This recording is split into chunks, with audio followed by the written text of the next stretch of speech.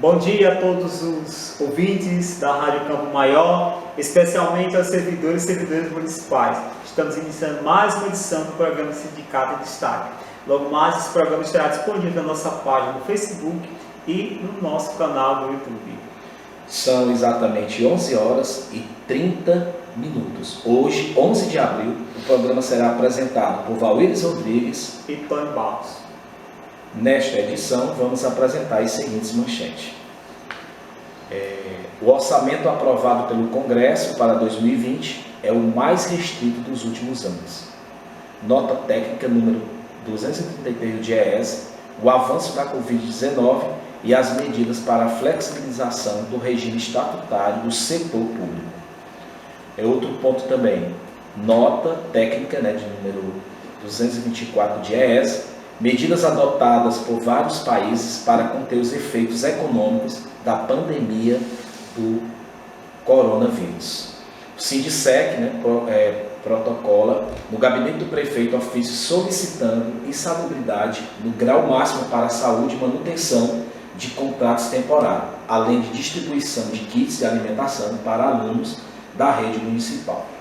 E outro ponto é que o prefeito municipal de Xeramobim baixa o decreto de número 4.709, de 8 de abril de 2020.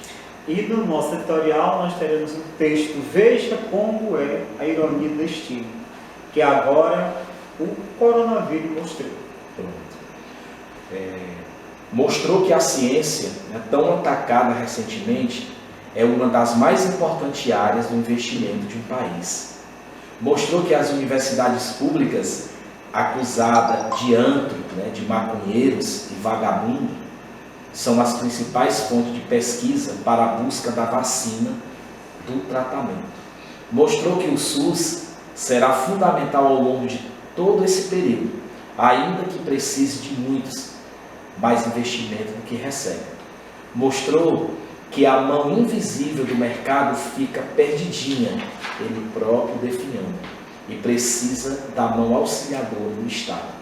Mostrou que na quarentena os brasileiros vão ter que assistir novelas, filmes, séries, ler livros e se distrair com a cultura, que tanto nos ofenderam. Mostrou que é importante ter fé, mas que igreja nenhuma vai oferecer a cura para o vírus. Mostrou que é fundamental investir em infraestrutura e educação. Em suma, tudo que se foi atacado e desprezado nos últimos tempos fará parte dos pilares fundamentais para que possamos atravessar esse processo. Não é uma grande ironia? E como é? Então, nós vamos iniciar aqui falando um pouco sobre o orçamento aprovado pelo Congresso para 2020, é o mais restritivo dos últimos anos. Essa matéria está disponível na agência do Senado Federal. Precisamente, a agência Senado. O projeto de lei do orçamento 2020, o PLN 22/2019, aprovado pelo Congresso no dia 17 de dezembro, é o primeiro elaborado pelo governo Jair Bolsonaro. Desta vez, a mensagem presidencial que encaminhou o projeto teve origem do próprio ministro da Economia, Paulo Guedes. Em 2018, após as eleições, foi aberta a possibilidade de um novo governo enviar, através do ex-presidente Michel Temer, uma mensagem do Congresso propondo alterações no orçamento para 2019. Entretanto, preferiu-se receber o orçamento elaborado integralmente pela equipe econômica de Temer, sem apresentar sugestões. O senador Marcelo Castro, MDB Piauí, presidente da Comissão Mista do Orçamento, ao discursar no plenário do Congresso na votação do projeto, enfatizou que o orçamento é o mais apertado já aprovado até então. Fizemos o orçamento mais restritivo da história do país. São 6 anos consecutivos de déficit primário. Não estamos amortizando essa dívida, ainda estamos acrescentando mais dívida. Essa situação não pode perdurar, afirmou. O valor total do orçamento foi 3,8 trilhões. Desta, 1,9 trilhão referente à amortização de juros, refinanciamento e encargos financeiros da dívida pública. Isso corresponde a 50,7% do total do orçamento para 2020. Maior volume já gasto na história do país em manutenção anual da dívida pública. Para o deputado Mauro Benevides Filho, PDT Ceará, que é economista, criticou o crescimento desses gastos. Não há uma discussão sobre os quase 5 trilhões do total da dívida pública. Não há nenhuma discussão sobre o 1,9 trilhão de pagamento de manutenção da dívida pública para 2020. É importante que o Congresso Nacional debata essa, que é a maior despesa do orçamento do país. O relator, deputado Domingos Neto, PSD Ceará, reconheceu que este orçamento gerou inúmeros questionamentos. Então, senhores e senhoras, observe aí. Tônio, o orçamento para 2020, 3,8 trilhões. Ou seja, 3 trilhões e 800 bilhões de reais. Destes, só para pagar a amortização, juros da dívida, 1,9, ou seja, 1 trilhão e 900 bilhões. Ou seja, 50,7% do orçamento. Certo? Outro dado aqui, só para a gente observar os anos anteriores aqui. Vou pegar os últimos anos. Tony, em 2019, para pagar a dívida pública, que é o refinanciamento da dívida, amortização e juros, 1 trilhão e 424 bilhões, 1,4 trilhão. Em 2018, foi 1 trilhão e 65 bilhões de reais. Então, arredondando, em 2018 foi 1 trilhão. Em 2019, 1,4 trilhão. Em 2020, 1,9 trilhão. É interessante, esses dias, como vocês sabem, nós estamos seguindo à risca a questão do isolamento, só saímos só para casos extremamente necessários. Então, por ficar em casa, ora participando de webconferência da FETANS, ora participando da webconferência da rede estadual de ensino, com os coordenadores, com os professores, e estou ficando muito tempo, praticamente durante todo o dia, quando você abre as emissoras, são só matérias jornalísticas falando sobre o Covid-19, o isolamento social e o impacto que ela causa na economia. Como os senhores sabem, esse assunto a gente vai até falar um pouco em seguida, na questão dos R$600 que está sendo disponibilizado para as pessoas que são beneficiadas do programa social do governo federal e para aquelas pessoas do setor informal que foram diretamente atacadas com essa Covid-19. E vejo muito falar de orçamento, recentemente está sendo debatido, foi debatido esta semana no Congresso Nacional, uma ajuda para os estados e municípios para recuperar perdas ocasionadas pelo ICMS. O Rodrigo Maia, em entrevista, chegou a falar algo em torno de 30%, então está sendo estudado uma ajuda para os estados entre 50 e 140 bilhões de reais.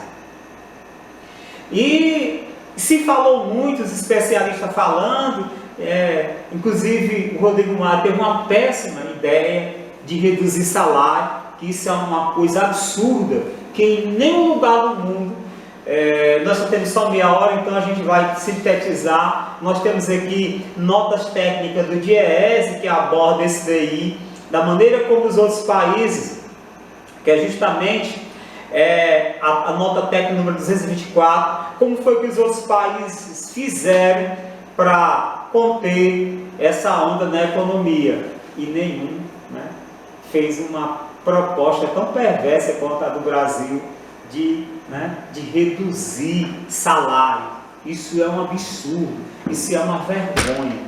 Uma vergonha, sabe por quê? Companheiros e companheiras?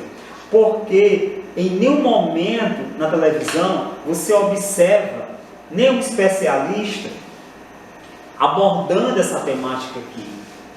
Quando alguém diz assim, o Paulo Guedes, não, o orçamento para essa ajuda financeira vai ser algo em torno de 98 bilhões de reais, né? Assim é como se ele estivesse prestando um grande favor, não é favor não. E outra coisa, cadê os banqueiros que vão receber este ano 1 trilhão e 900 bilhões de reais? Por que é que o senhor presidente da República não chama esses banqueiros? Por que é que o Congresso Nacional não provoca uma discussão com os banqueiros e fala, olha, vocês vão receber 1 trilhão e 900 bilhões. Vamos doar 10% desse daí para os estados? Seria 190 bilhões. Daria para sanear todos os estados com eventuais perdas que tiveram com o ICMS, né? Quer dizer, que daria 190 bilhões. 190 bilhões daria para dar uma ajuda considerável aos estados, né? E aí vão retirar da onde? Servidor. Servidor que está sem reajuste há vários anos, tá certo? Que ganha pouco, né? Por que é que não vai 10%, gente? É um absurdo. A dívida, segundo essa matéria, a dívida total é de 5 trilhões. Mas no ano de 2018 se pagou 1 trilhão e 65 bilhões. No ano de 2019 pagou-se 1 trilhão e 400 e poucos bilhões. Este ano são quase 2 trilhões de reais que vão pagar os bancos. Pagar de quê? É só... Está bem aqui, pô. Isso está aqui. Enriquecendo cada vez mais. Dívida pública, rolagem, juros e amortizações. 1,927 bilhões. 1 trilhão e 927 bilhões. Então por que, né? 10%, né? 10%.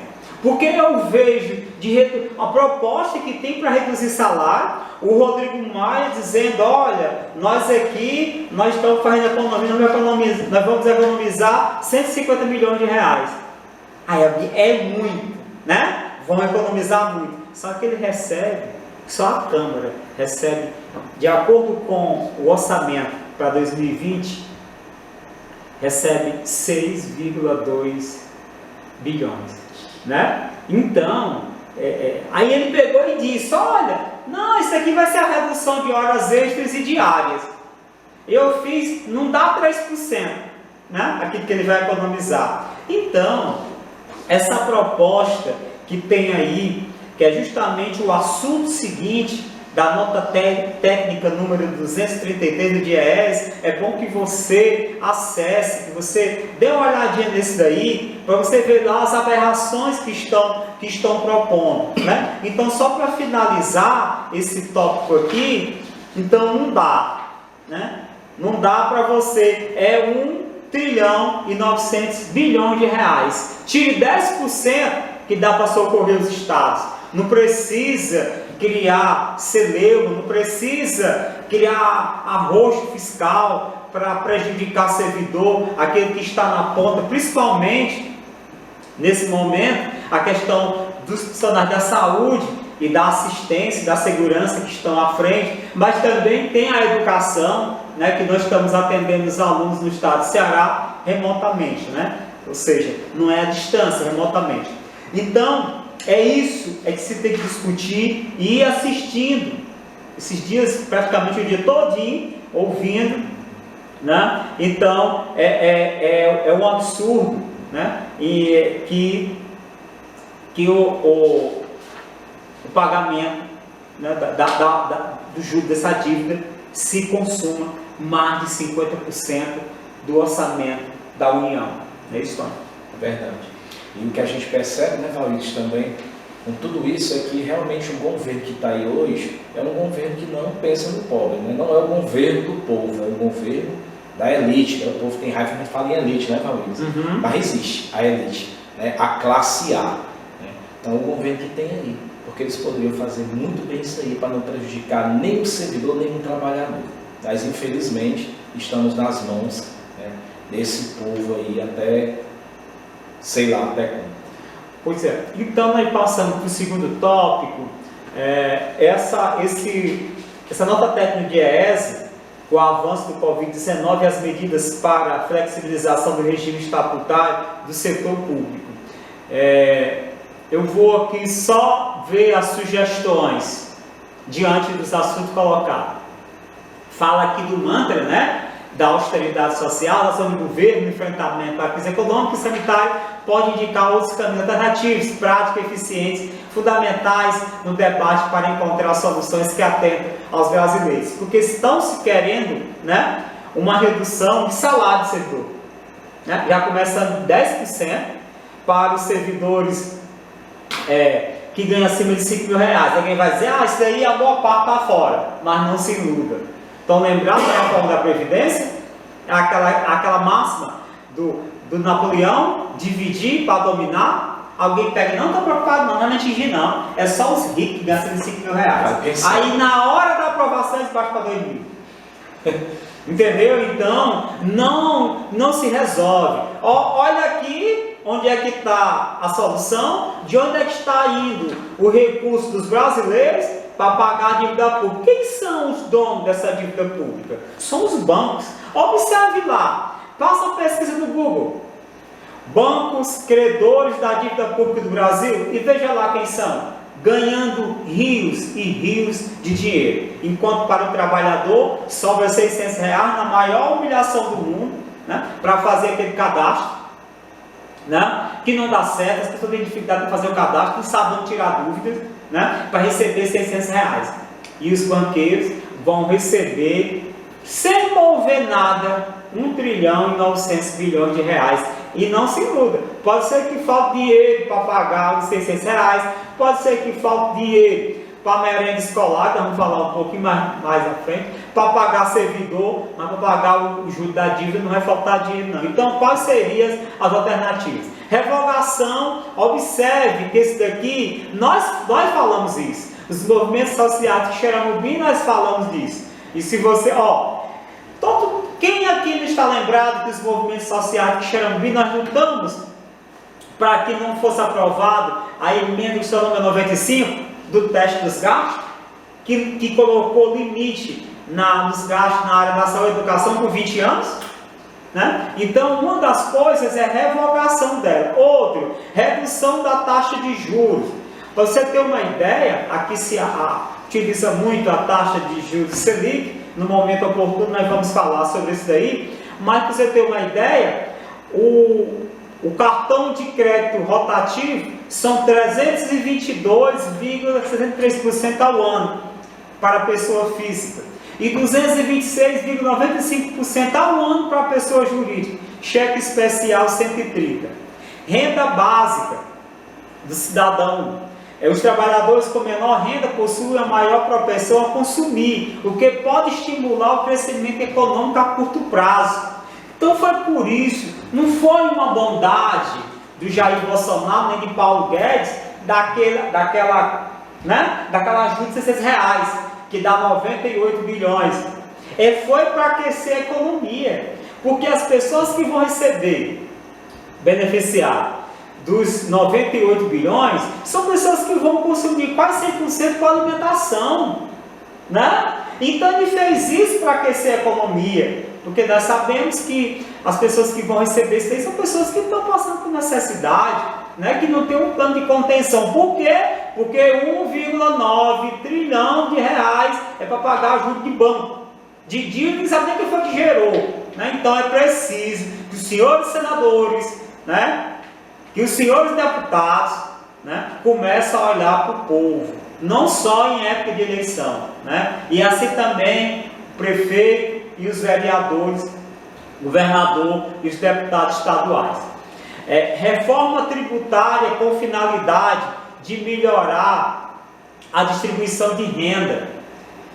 Só falando sobre o tópico anterior, Tony, a carga tributária brasileira é uma das mais altas do mundo. Ela gira em torno de 32%, né? 32% é uma das mais altas. Mas você dizer, Valíris, tem país que a carga tributária não tem. A Alemanha é mais alta. Mas você quer comparar o serviço, né, público da Alemanha com o do Brasil, né? Outra coisa que lá é diferente, 50%, Tony, quase 52% desse daqui é só em cima de consumo. Por isso é que ele está investindo 98 bilhões, né? Que ele dá com a mão e tira com o outro. Porque você vai gastar com o alimento e no alimento, né, mais 52% da tributação é sobre consumo. Isso é injusto e tem que mudar. Outro, reforma tributária com a finalidade de melhorar a distribuição de renda, a taxação das grandes fortunas. Agora estão discutindo. França já fez isso, né? O Brasil desde 88 que está lá, que ficou para se criar, mas até hoje, né? Até porque, né, a elite não tem interesse, né? Agora, na hora que fala de atacar servidor público, cai todo mundo em cima, né? É porque está ganhando muito e não trabalha, né? Porque nós temos aqui a realidade aqui de Xeramubim, aqui não vemos isso aqui em Xeramubim, né? Não vemos isso aqui em Xeramubim, dos servidores públicos do município, da rede estadual, né? Que os professores, na maioria, estão em quarentena por determinação e por compreender a necessidade de isolamento social. Então, isso aqui voltaram a discutir agora recentemente, né? Mas é preciso a gente observar que aqui sim, será quanto é? Vamos colocar aqui, e tem uma mágica, né? Acho que é até 1,9, se não me falha a memória, pode chegar até esse valor. Quanto é que não ia arrecadar, né? Aí qual é reduzir salário? É um absurdo. Como é que você vai reduzir salário se a pessoa vai comprar, a maioria vai comprar alimentação, né? Então isso é preciso refletir e que vocês leiam em casa. Aí nós temos aqui, utilização das reservas cambiais. Em fevereiro deste ano, o país registrou, olha aqui está na reserva, 362 bilhões de dólares, em torno de 1,8 trilhão, ou ainda mais, porque o dólar hoje, a cotação do dólar está a 5, né? Tá, R$5, R$5, né? Em reservas internacionais, volume de poupança muito acima do recomendado pelo fundo, pelo FMI. Então, só para resumir aqui, já finalizando essa parte aqui,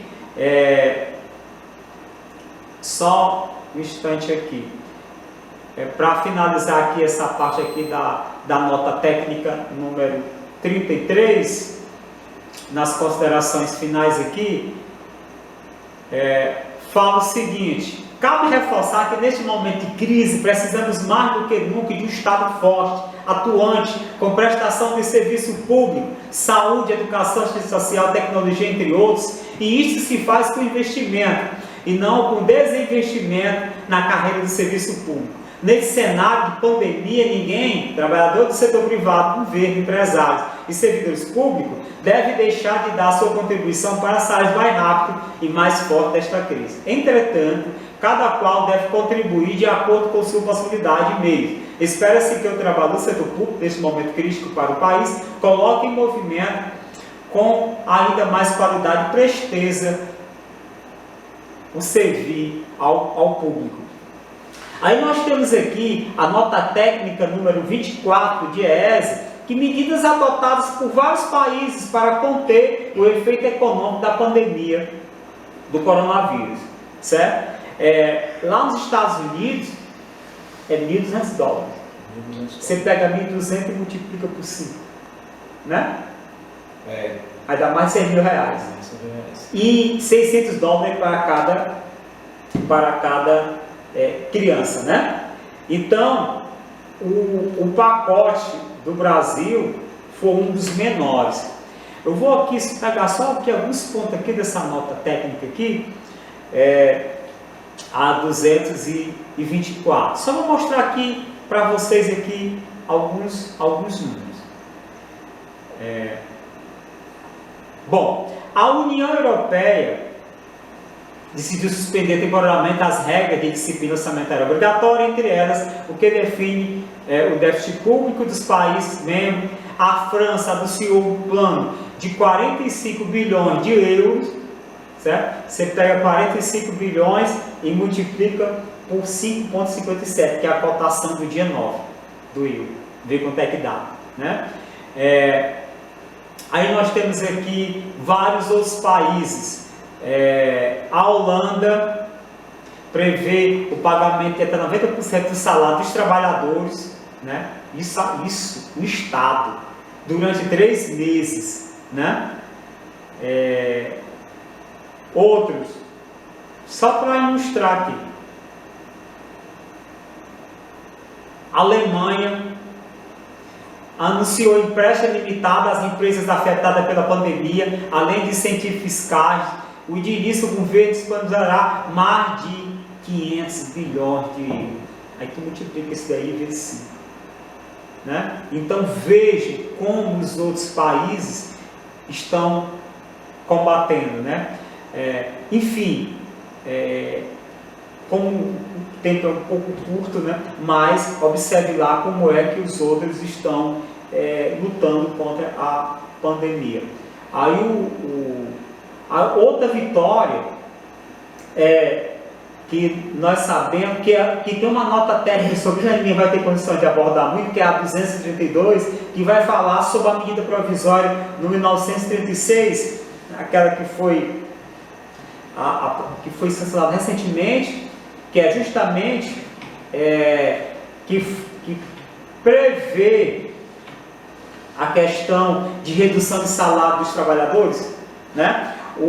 Inclusive lá, Tony, ele está na MP, que é para os acordos coletivos sem a presença do sindicato.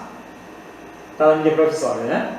Mas, no entanto, nós tivemos uma liminar no Supremo Tribunal Federal que garantiu sim a participação do sindicato no acordo de patrões, e se não participar, torna-se nulo.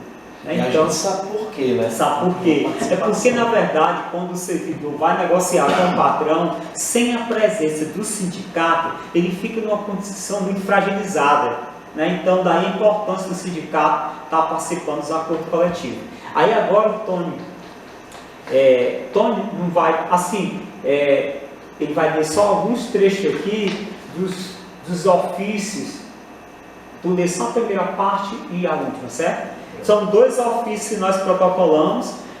O primeiro foi, Tony vai apresentar aí, eu apresento o seguinte. Olha, o Sindicato dos Servidores Públicos Municipal de Xeramobim, Sindicep, entidade sindical de primeiro grau, inscrito no Cadastro Nacional de Pessoas Jurídicas do Ministério da Fazenda, sobre o número de 10.516, né, 763/001, dígito 43. Vem pelo presente, apresentar esse requerimento administrativo à Vossa Senhoria, pelos fatos e fundamentos que passa a expor, né? O requerimento é o representante dos servidores, o requerente é o representante dos servidores públicos deste município, neste caso, em especial os trabalhadores da saúde do município. Considerando que, de acordo com o que se sabe até o momento, o novo coronavírus pode ser enquadrado como agente biológico de classe de risco 3, seguindo a classificação de risco dos agentes biológicos, publicada em 2017 pelo Ministério da Saúde, sendo sua transmissão de alto risco individual e moderado risco para a comunidade. Não havendo disponibilidade de medidas prolifáticas e tão pouco de tratamento com eficácia comprovada, de forma a dirimir os riscos. Então aqui o sindicato também está preocupado, quando ele envia esse ofício ao gabinete do prefeito para pedindo aqui na insalubridade dos profissionais da saúde, que estão na linha de frente. O nível máximo é 40%. 40%. Isso. Então aqui o primeiro ofício, aí tem todo um fundamento, se protocolou isso daí, no último dia 7. Então, o que se pede é o anteexposto, né? Requer que os servidores da linha de enfrentamento, né, à pandemia do Covid-19 sejam protegidos por decreto que garanta que a classificação de salubridade seja em grau máximo, né? Isso já que o coronavírus é um agente biológico, né, do maior grau para risco individual, pagando-se assim sua gratificação no percentual máximo de acordo com a legislação pátria. Exatamente, e nesse caso aí é 30%. Nós também mandamos um outro ofício, número 21, datado protocolado em 31 de março, que é justamente solicitando os EPIs. O outro é o ofício número 23, que o assunto é manutenção dos contratos temporários de distribuição de kits da merenda escolar. Vem pelo presente expor alguns fatos sobre Covid-19 e a necessidade de isolamento social, considerando que a Organização Mundial aconselha isso daí, que foram confirmados no mundo 1.210.956 casos, no Brasil se confirmou 12.056, com 553 mortes no dia 6 de abril. O Ministério da Saúde do país declarou que há transmissão comunitária do Covid em todo o território nacional, que o Ceará confirmou 1.013 casos e 29 mortes até a noite do dia 6 de abril, e que o município de Xerambi confirmou o primeiro caso no dia 5 de abril. O isolamento social, que é praticamente uma das poucas, né, alternativas que se tem, enquanto se está administrando essa situação. E que, em síntese, não praticar o isolamento social temporário pode produzir uma catástrofe sem precedente na história recente do mundo. Então, diante do exposto, pedimos a vocês a manutenção de todos os contratos temporários dos servidores, né, e as ampliações de jornada do município e a imediata distribuição de kits da merenda escolar. Também foi protocolado no mesmo dia. E a Prefeitura Municipal de Xerambi, que nós tivemos que gravar o programa na manhã do dia 9, até o fechamento da matéria, entramos em contato com o pessoal do Recursos Humanos, eles não estão esperando os arquivos, né? Mas tudo indica que hoje, né, a Prefeitura está finalizando todo o pagamento referente ao mês de março do ano em curso. Comunicado sobre o funcionamento da sede do SENSEC. Em virtude dos decretos do Governo do Estado do Ceará e da Prefeitura Municipal de Xerambi, por conta dos cuidados de prevenção à pandemia Covid-19, coronavírus, o sindicato continuará com sua sede fechada. No entanto, estamos atendendo aos servidores filiados via telefone e WhatsApp, que é 88 DDD 9 97 23 31 33, de segunda a sexta-feira, no horário de 7h30 às 12 horas, atendendo exclusivamente guias para as consultas de exames médicos, denúncias e informações. Certo?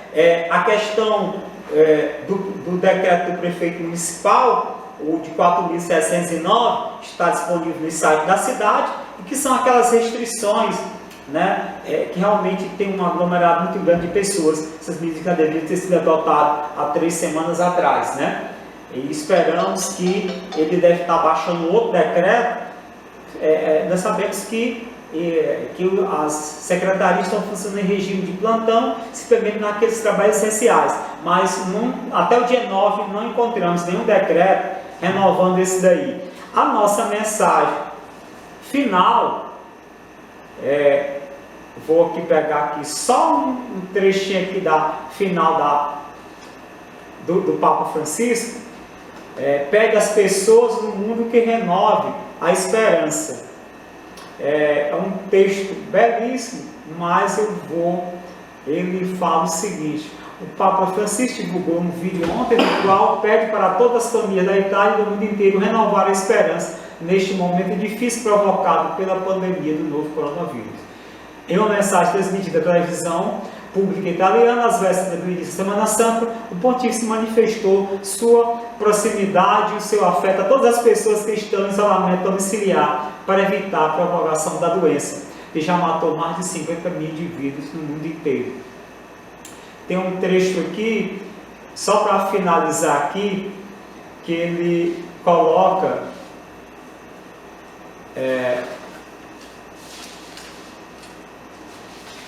por fim, o Papa recordou que neste ano a Semana Santa será celebrada de uma maneira que não é habitual. É no silêncio das nossas cidades que ressoará o Evangelho da Páscoa, em Jesus ressuscitado. A vida venceu a morte. Esta fé pascal nutre a nossa esperança. Gostaria de compartilhar com você esta noite a esperança de um tempo melhor para seres melhores, finalmente libertados do mal e desta pandemia concluir. Então, com isso a gente encerra o programa de hoje. Agradecendo a todos pela audiência e fiquem em casa. Boa tarde.